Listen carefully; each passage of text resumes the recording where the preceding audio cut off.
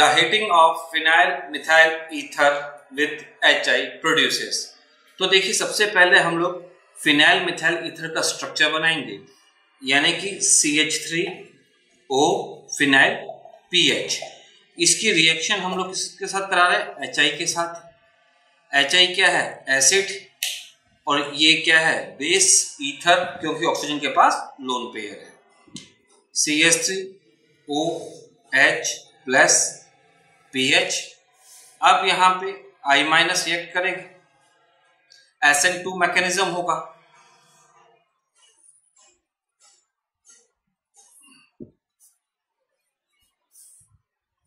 CH3I plus phenol, SN2 mechanism nucleophile leaving group को धक्का देके बाहर निकालता है।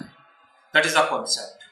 तो मिथाइल आयोडाइड नहीं है, phenol is our right answer. Second option is our right. Our next question is, which one is the correct order of acidity of CH? Carbon hydrogen की बात कर रहा है बेटा, तो इसमें बहुत इजी वे है, एनसीईआरटी का ही क्वेश्चन है। Carbon sp are more acidic. अगर हम एसिडिक ऑर्डर देखें तो कार्बन sp ज्यादा होता है, then carbon sp2, then carbon sp3। अब देखिए यहां पर फर्स्ट ऑप्शन में चलते हैं हम लोग। दो कार्बन sp हैं और कार्बन sp से जुड़ा हुआ हाइड्रोजन हमेशा एसिडिक हाइड्रोजन होता है। यहाँ पे एक sp कार्बन से जुड़ा हुआ एसिडिक हाइड्रोजन है, यहाँ पर sp2 है और यहाँ पर sp3 है। First option is our right.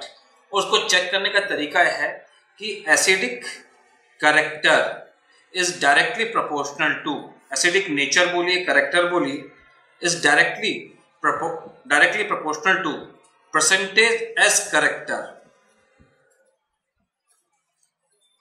or proportionate to stability of anion, stability of anion। First is our right answer। next है बेटा, predict the correct intermediate and product in the following reaction। Propyne की H2 मतलब alkyne का hydration हो रहा है, intermediate बनाना है A, और फिर हमें प्रोडक्ट बनाना है। तो देखिए एल्काइन के हाइड्रेशन में ये इलेक्ट्रोफिलिक एडिशन रिएक्शन होगी, CH3C ट्रिपल बॉन्ड CH। इसकी रिएक्शन हम लोग करवा रहे हैं H2O H2SO4 और HgSO4 के साथ। ये 40% होता है, HgSO4 1 to 2% होते हैं। इलेक्ट्रोफिलिक एडिशन रिएक्शन होगी अकॉर्डिंग टू मार्कोनिकॉफ रूल, यानी कि जहां हाइड्रोजन की संख्या ज्यादा होगी वहां कौन जाएगा भैया? हाइड्रोजन, और यहां क्या जाएगा? OH। हम कंप्लीट मैकेनिज्म की बात नहीं करें, नेट के हिसाब से शॉर्ट ट्रिक से ही हम लोग यहां पर चल रहे हैं। फिर यहाँ पे टॉटोमराइजेशन होगा और बन जाएगा एसीटोन। तो यहां पर यदि हम इसको चेक करेंगे, ए हमारा क्या बनेगा? इंटरमीडिएट, और बी क्या बनेगा? Acetone. Third option is our right answer. Our next question is,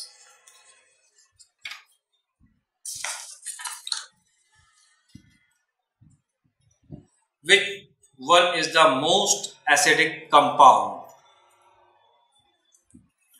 इसमें यदि हम चर्चा करेंगे आप लोगों से, तो देखिए मोस्ट एसिडिक कंपाउंड्स का मतलब हो गया मोर स्टेबल एनायन।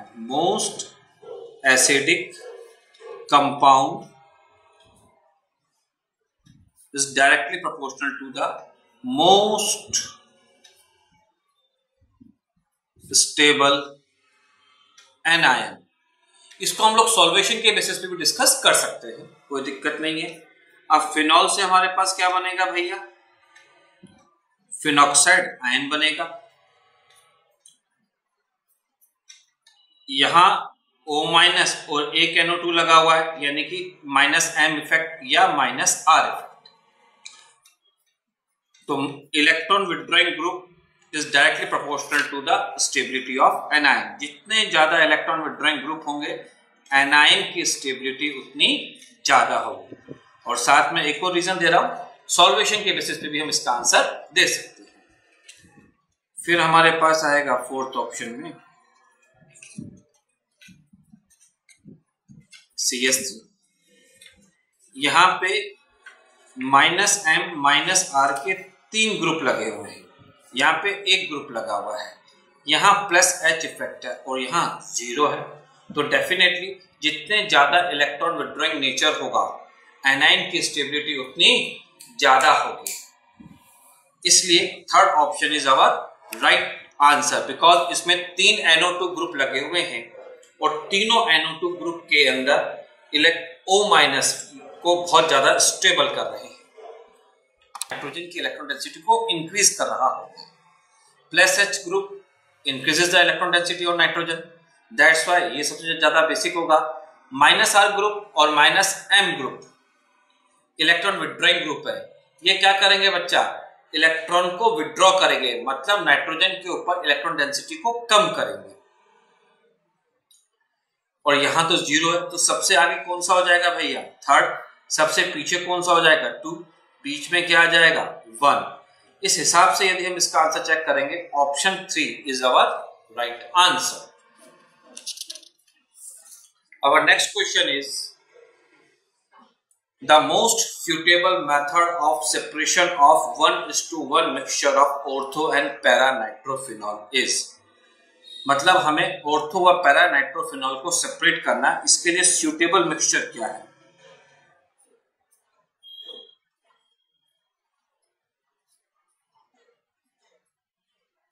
ये ऑर्थो नाइट्रोफिनॉल और ये पैरा नाइट्रोफिनॉल। अब देखिए, हम ऑर्थो नाइट्रोफिनॉल के अंदर होती है इंट्रामोलिक्यूलर हाइड्रोजन बॉन्डिंग। यहां हम लोगों ने लिखा इंट्रा मॉलिक्यूलर हाइड्रोजन बॉन्डिंग, यहां होगी इंटर मॉलिक्यूलर हाइड्रोजन बॉन्डिंग। इसका लेस मॉलिक्यूलर मास होगा, कंपैरेटिवली हम बात कर रहे हैं less molecular mass.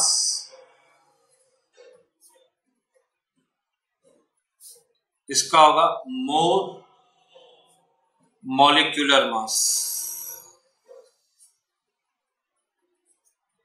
Less boiling point, क्योंकि मॉलिक्यूलर मास कम है तो बॉइलिंग पॉइंट भी क्या होगा भैया, कम होगा।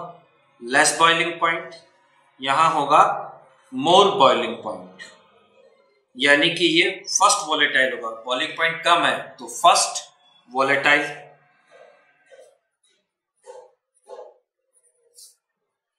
ये आएगा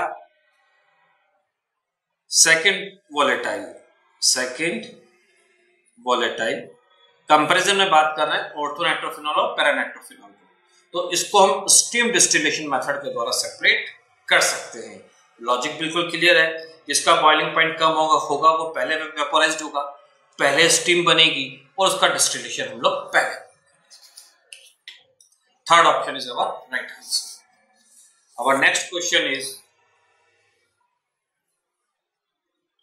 mixture of chloroxylenol and terpinol act as a antiseptic। Chemistry in everyday life के अंदर साफ साफ लिखा हुआ है, काफी इंपॉर्टेंट पार्ट है chemistry in everyday life class 12। हर साल कोई ना कोई क्वेश्चन आता है।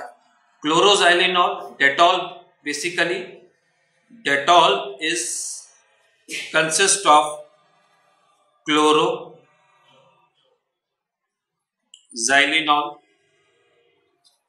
And terpineol.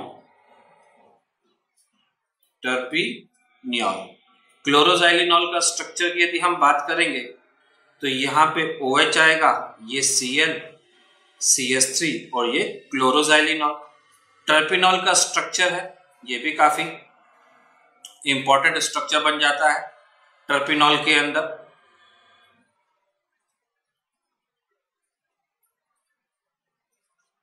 This is the terpineol. ये एंटीसिपेटिक की तरह काम आती है। डिटॉल हर जगह हमारे घर में अवेलेबल है। सुबह सुबह पेरेंट्स जो हैं शेविंग करते हैं और आफ्टर शेविंग के बाद कई लोग डिटॉल लगाते हैं, कई लोग जो है अदर तरह के आफ्टर शेव लोशंस यूज लेते हैं। Our next question is an example of sigma bonded organometallic compound. Sigma bonded, ये मुख्य बात है। sigma bonded organometallic compounds, Grignard reagent. Grignard reagent के अंदर हम लोग सबसे पहले यही पढ़ाते हैं कि कार्बन और मेटल के बीच का जो बॉन्ड होता है वो होता है sigma bonded organometallic compound. First is our right answer. Ferrocene के अंदर पाई बॉन्ड डोनेट होते हैं, बाकी सबके अंदर पाई बॉन्ड डोनेट होंगे। Grignard reagent is our right answer, RMgX, क्योंकि कार्बन मेटल के बीच का जो बॉन्ड है that is called sigma bonded organometallic compound. यहाँ ऑर्गेनोमेटेलिक बॉन्डेड वर्ड नहीं लिखा हुआ है, यहाँ पे sigma bonded organometallic compound given है, मतलब पाई बॉन्डेड ऑर्गेनोमेटेलिक कंपाउंड को कंसीडर नहीं किया जाएगा। Our next question is the IUPAC name of the compounds। अब देखिए यहाँ पे तीन तरह के फंक्शनल ग्रुप्स आपको दिख रहे हैं, एक है एल्डिहाइड, कीटोन और एल्कीन। तो एल्डिहाइड और कीटोन के अंदर हम सबसे जो पहले प्रायोरिटी देते हैं वो किसको देंगे भैया? एल्डिहाइड्स को देंगे, नेचुरल है।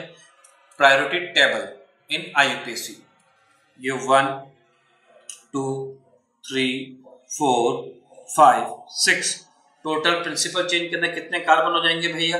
6 कार्बन हो जाएंगे, राइट।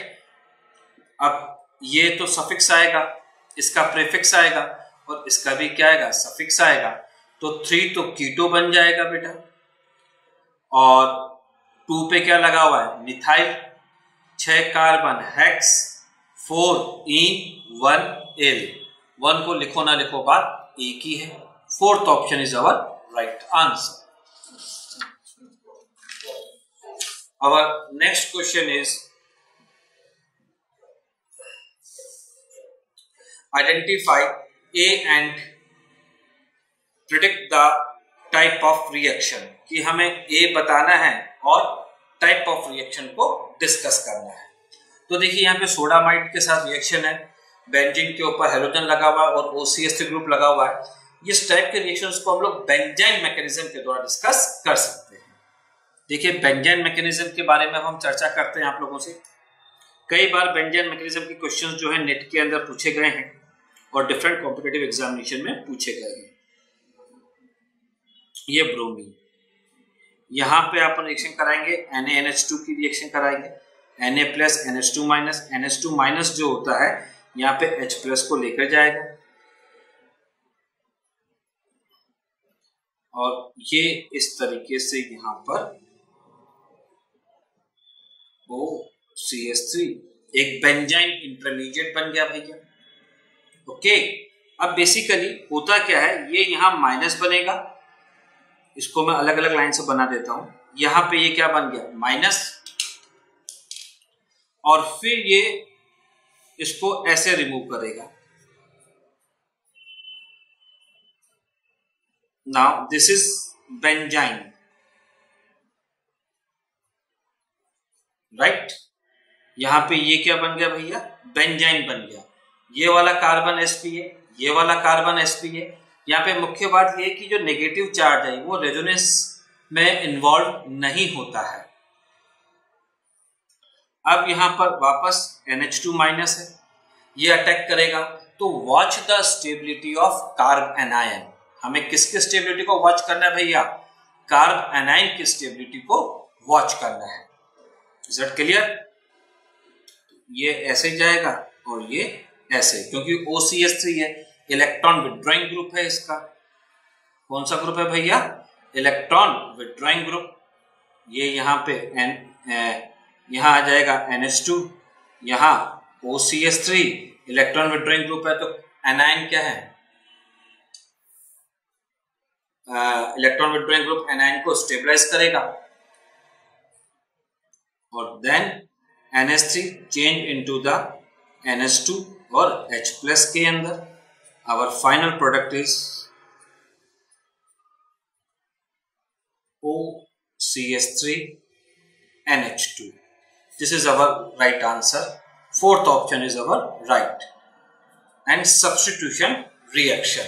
इसके अंदर मूल बात क्या है, मुख्य बात है बेटा, watch the stability of anion based on inductive effect. ये मुख्य बात है, विशेष बात है, because negative charge is not stabilised by resonance. Our next question is the correct statement regarding electrophile is. Electrophile is negatively charged. होता ही नहीं है बेटा, गलत है. इलेक्ट्रोफाइल या तो पॉजिटिवली चार्ज होंगे या न्यूट्रल होंगे, लेकिन नेगेटिवली चार्ज नहीं होंगे. हमें करेक्ट स्टेटमेंट निकालना, तो पहला फॉल्स बन गया. सेकंड है electrophile are generally neutral species. जी नहीं, न्यूट्रल भी हो सकते हैं और पॉजिटिवली चार्ज भी हो सकते हैं. इसलिए यहां पे ये स्टेटमेंट भी क्या हो गया भैया, फॉल्स हो गया. And can form a bond by accepting a pair of electron from a nucleophile. ये स्टेटमेंट ट्रू है, लेकिन ये वाला स्टेटमेंट फॉल्स है. थर्ड है electrophile can be either neutral और पॉजिटिवली चार्ज. तो बेस्ट आंसर ये बन गया, न्यूट्रल और positively charge species, and can form a bond by accepting a pair of electrons from a nucleophile. Third option is our right. अब देखो भैया, आप लोग पढ़ते हैं SO3, ये क्या है, न्यूट्रल इलेक्ट्रोफाइल है. H+ भी क्या है भैया, ये पॉजिटिवली चार्ज इलेक्ट्रोफाइल है. CH3+ क्या है, पॉजिटिवली चार्ज इलेक्ट्रोफाइल है. NO2 नाइट्रोनियम, ये भी क्या है, पॉजिटिवली चार्ज इलेक्ट्रोफाइल है. CO2 ये क्या है, न्यूट्रल इलेक्ट्रोफाइल है.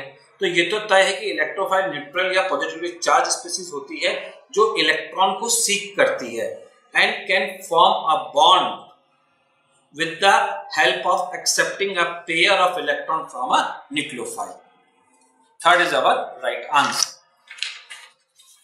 Our next question is, which of the following reaction is appropriate for converting acetamide to methane amine?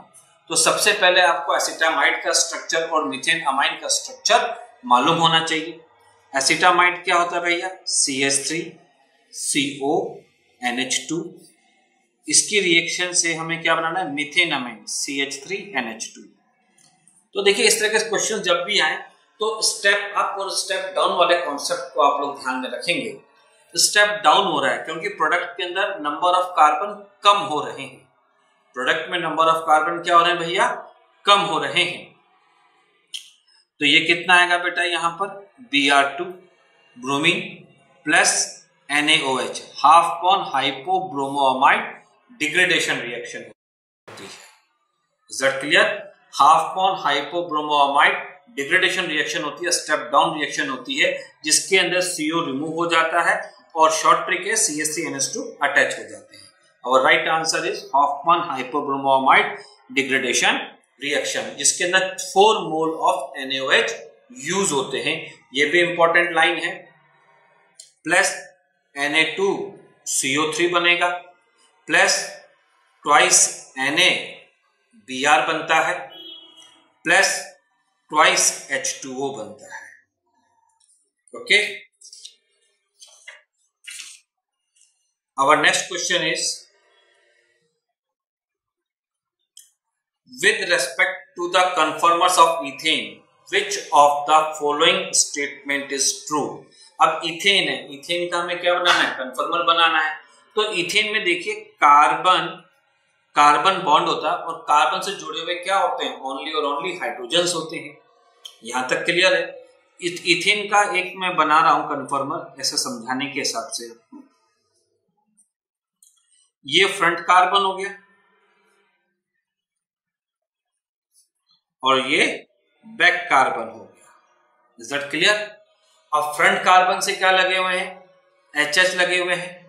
Back carbon से भी क्या लगे हुए हैं, HH लगे हुए हैं. ओके. अब आप फ्रंट कार्बन को स्थिर करके बैक कार्बन को घुमाएंगे, यानी कि फ्रंट कार्बन तो आपको दिख रहा है बट बैक कार्बन को आप ऑब्जर्व नहीं कर रहे हैं. तो कैसे भी आप इसको घुमाएंगे तो हमेशा bond angle and bond length same रहेंगी. इसे में किसी भी तरह का परिवर्तन नहीं होगा, क्योंकि हर बार हमें कार्बन सॉरी, हमें हर बार हाइड्रोजन कार्बन और कार्बन या हाइड्रोजन कार्बन और कार्बन का बॉन्ड चेक करना है, जो हमेशा क्या रहेंगे भैया, सेम रहेंगे। Is that clear? Third option is our right answer. Our next question is consider the reactions। अब देखिए ये आपके पास आइडेंटिफाई कर रहा है ये जो रिएजेंट है, ये कौन सा रिएजेंट है भैया, और ये है OH माइनस हीट है ये, और कॉपर और हीट है। बहुत फेमस रिएक्शन है बेटा। इसकी यदि हम आपसे बात करें टॉलरेंस रिएजेंट, क्या है ये भैया,